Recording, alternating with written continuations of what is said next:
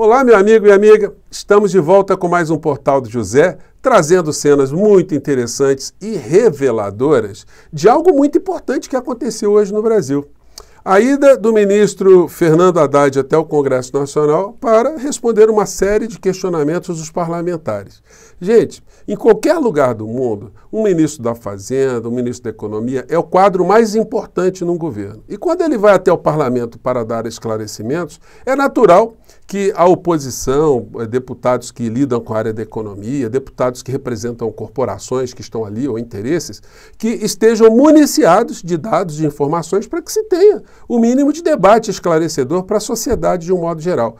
Mas isso dentro de um mundo da racionalidade, porque desde que surgiu uma coisa chamada bolsonarismo, se tem uma coisa que não acontece em nenhum ambiente racional, é que haja pessoas bolsonaristas racionais. E os três representantes do bolsonarismo, dentre tantos que existem no parlamento, foram o deputado Abílio Brunini, aquele carequinha que só tumultua as sessões, a deputada Bia Kicis e o deputado Fernando Barros.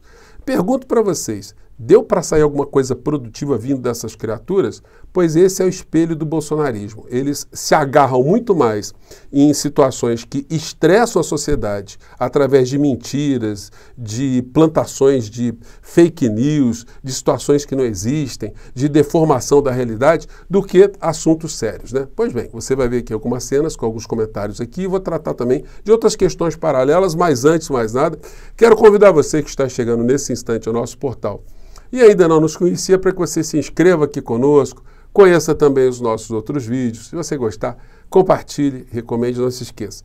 Dê o seu joinha, mande seu comentário e, se puder, se inscreva aqui também no nosso clube de membros. Você aqui é muito bem-vindo e muito bem-vindo. Gente, as cenas valem mais do que mil palavras, né? Mas eu vou começar aqui com algumas questões conjunturais.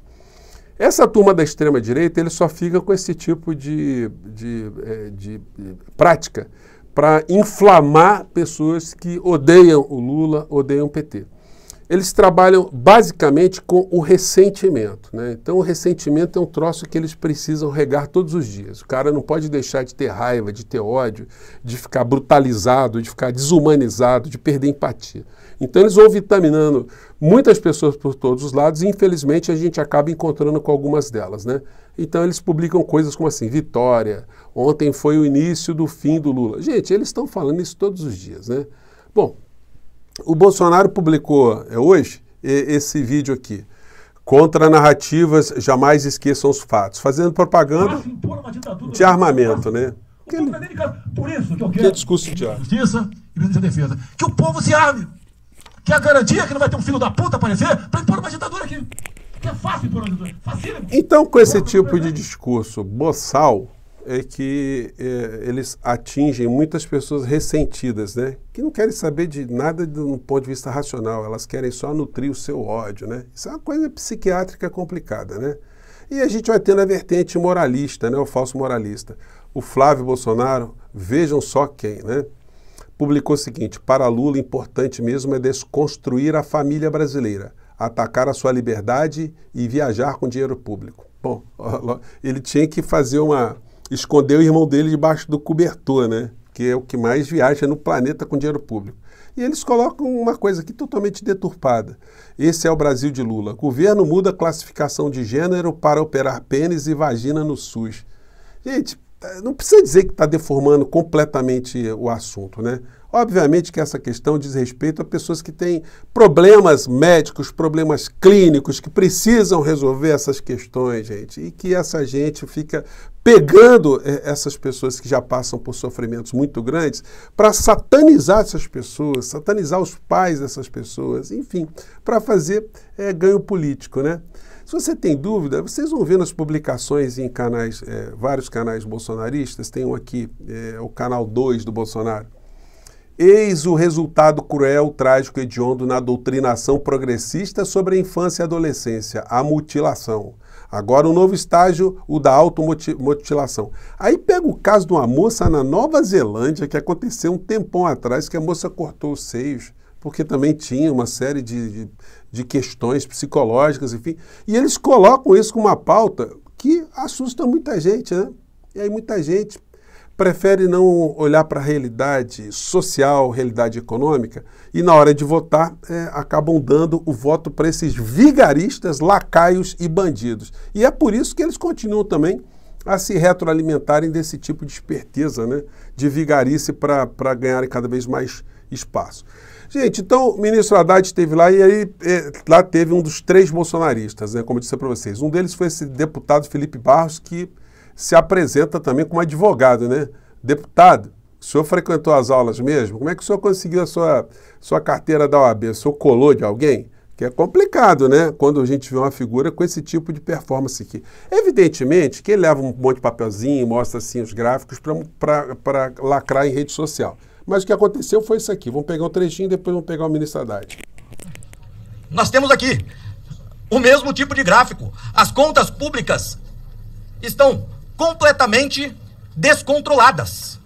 Então, ministro Paulo Guedes, ministro Fernando Haddad, poderia ser o Paulo Guedes. Se fosse o Paulo Guedes, nós estaríamos bem melhores. Saudade do Paulo Guedes, tá com saudade do Paulo Guedes. Saudade do Paulo Guedes. Fixação, hein? Saudade do Paulo Guedes. É fixação. Leve a mão. O que eu vou dizer com a mesma calma que eu tenho aqui. Mas não, assim, não vale a pena trabalhar com fake news. Não é uma coisa que vai ajudar o país. Eu vou dar um exemplo para o senhor. O senhor está colocando na conta deste governo, o pagamento do calote de precatórios do governo anterior. Assim, o senhor, não sei quanto o senhor gosta dos livros, mas o senhor está pedindo para eu voltar aos livros, mas eu recomendaria que o senhor se detivesse nos comunicados que a Fazenda faz. Quando a gente paga um calote do governo anterior, o senhor colocar isso na conta do presidente Lula, que nunca deu calote. Só teve 2 presidentes que deram calote desde a redemocratização. O Collor e o Bolsonaro. Ninguém mais deu calote aqui. Ninguém deu calote. Você podia fazer oposição, podia ser situação, não importa. Fernando Henrique, Dilma, Lula, ninguém deu calote. O Collor deu um calote, quase destruiu aí parte da economia brasileira, e o Bolsonaro deu calote. Aí vem um presidente, paga o calote. Ah, olha o déficit que o presidente Lula fez. Esse déficit, deputado, não é nosso. O filho é teu. Tem que assumir. Tem paternidade isso aqui. Faz um exame de DNA, que você vai saber que o calote, quem que deu o calote. Então, pega o caso. Eu não falo isso, eu não quero polarizar com o senhor. Eu não quero ficar aqui batendo boca, não vim para cá para isso. Vim aqui para restabelecer a verdade. Porque é fácil pegar um gráfico que não é mentira. O gráfico que o senhor está mostrando é verdadeiro. Não tem problema. Mas quando o senhor explica o gráfico, o senhor vai ver que o problema do gráfico não é o atual governo.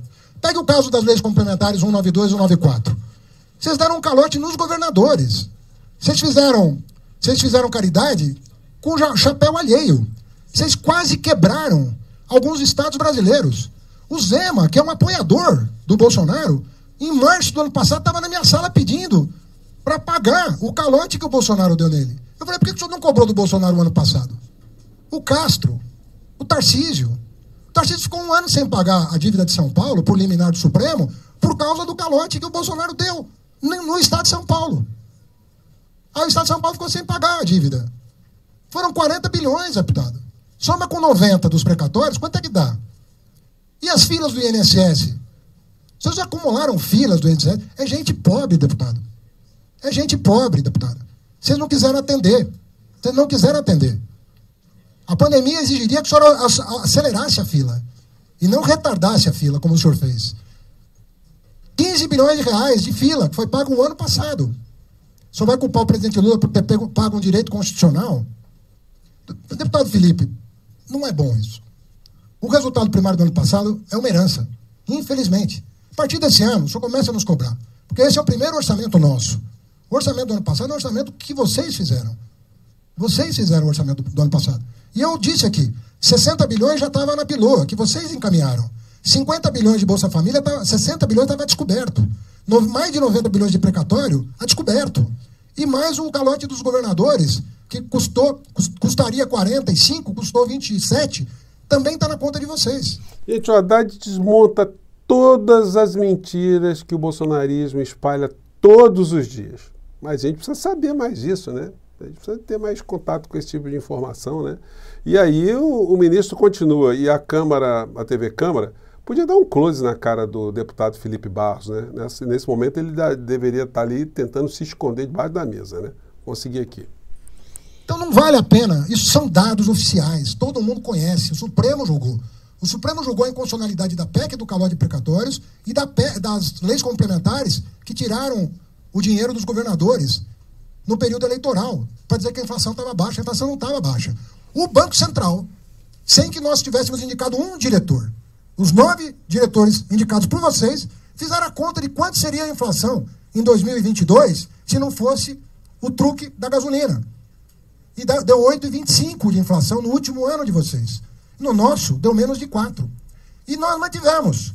Com tudo isso, sabendo disso, nós não mantivemos a meta de inflação. Que vocês nunca cumpriram.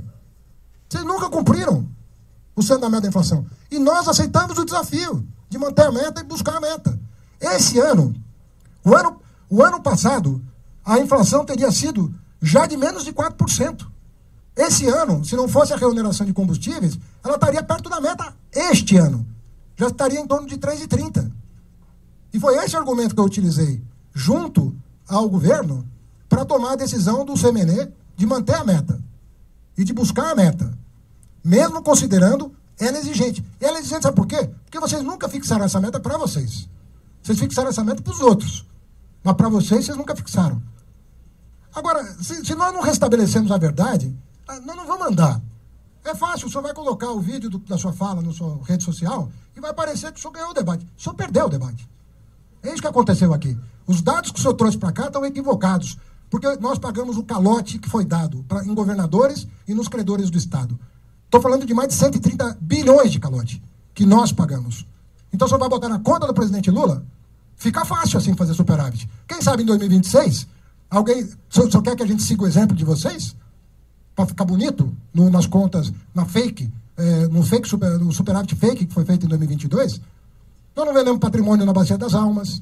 Não fizemos isso. Não fizemos isso. Né? Canibalizando a Petrobras, fazendo uma lei absurda de privatização da Eletrobras, absurda, sob qualquer parâmetro. Absurda. Não fizemos isso. Agora o senhor vem falar de tributação. Quem ganhava 2 salários mínimos pagava imposto no governo Bolsonaro. Quem ganhava 2 salários mínimos pagava imposto no governo Bolsonaro. E os amigos que tinham fundo offshore e fundo fechado, esses sim, amigos dos senhores, não pagavam nada. Nada. Nada. Como o Paulo Guedes e o atual presidente do Banco Central, né, o Roberto Campos Neto, não pagavam nada. 300 milhões de reais em média depositados nos fundos fechados e offshore, 0 de imposto. 0. E o cidadão trabalhador foi registrado em folha, 2 salários mínimos, descontava em imposto de renda. Esse é o sistema tributário que o senhor quer? Votaram, o PL votou contra a reforma tributária. Esse é o sistema tributário que vocês querem? Vocês queriam resgatar a CPMF. O secretário da Receita Federal, que foi embora depois, porque brigou lá com o Bolsonaro, o que ele queria? Ele queria a volta da CPMF. É isso que o senhor deseja? O senhor vai apresentar uma PEC propondo a volta da CPMF?